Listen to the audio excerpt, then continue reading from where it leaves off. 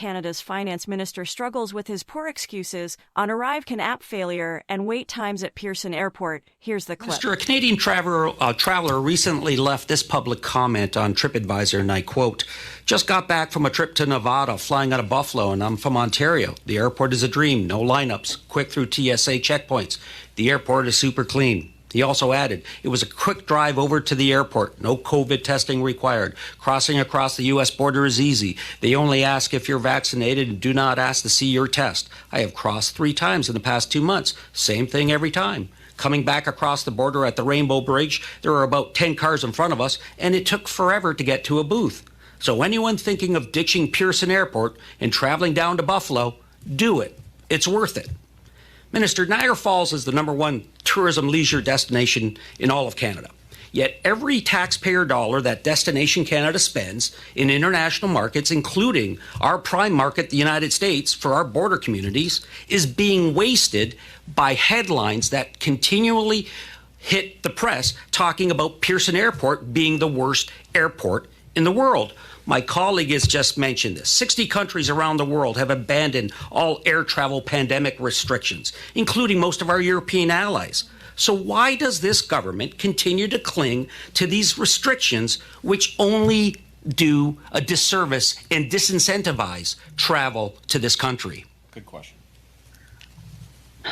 Mr. Chair, it helps no one to undermine confidence in our aviation sector and in our institution. I acknowledge the fact that in Canadian airports and airlines, we've witnessed and continue to witness some congestion similar to what we're seeing around the world, including in the United States. I also acknowledge that we have currently the only public health measures at our borders is requiring proof of vaccination, by the way, just like the US and many countries around the world. And work is being done on a daily basis to address these congestion issues, and the evidence proves that things are getting better. More work is needed, but things are getting better. I want to ask my honorable colleague if he really, really cares about the fluidity of our borders. Why did he and his colleagues support these blockaders who blocked our borders, for weeks, prevented Canadians and others from...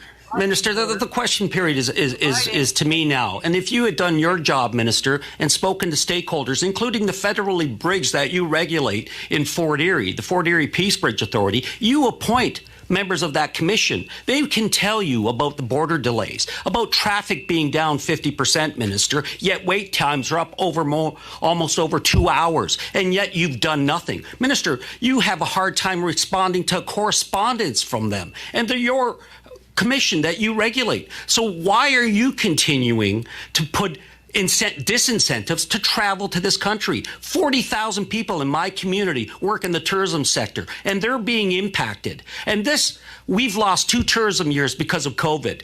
This year, if we lose it, it's self-inflicted, and there's nobody to blame but this Liberal government. When are you going to take actions? Who told you, Minister, that ArriveCAN is not having any impact on wait times?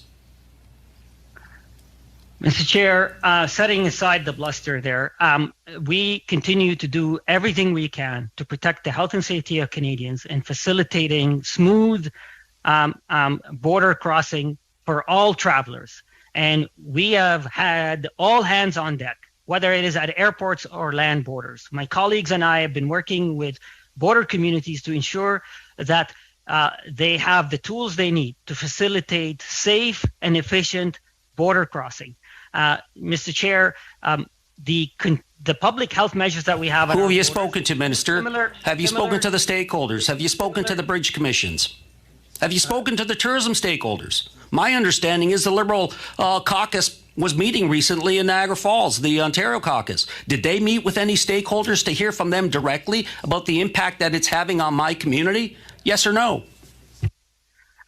Mr. Chair, I know my colleague Vance Badaway is here, a member of the committee, who's been a proud and a vocal advocate on behalf of the Niagara region, who has been a champion for the Great Lakes, who've been a champion for the communities, who have been working... Then why aren't you listening to them? Collaboratively with our ministers who've been working collaboratively with stakeholders. I have met with stakeholders. I've met with experts in tourism, and we will continue to do 10 more seconds, please, Minister. to ensure. Why does it take you months to respond to your own government agency that reports to you? A safe and efficient travel. It's unfortunate that the Conservatives never taken COVID seriously. It's unfortunate that the Conservatives supported these illegal blockades that blocked our borders and had a massive impact on border communities, have not apologized for it to this day. But we, on the other hand, Mr. Chair, are focused. Minister, they're going to hold a parade in Buffalo for you. Thank you very much, Their Mr. Chamber of Commerce Baldinelli. is going to hold a parade for you.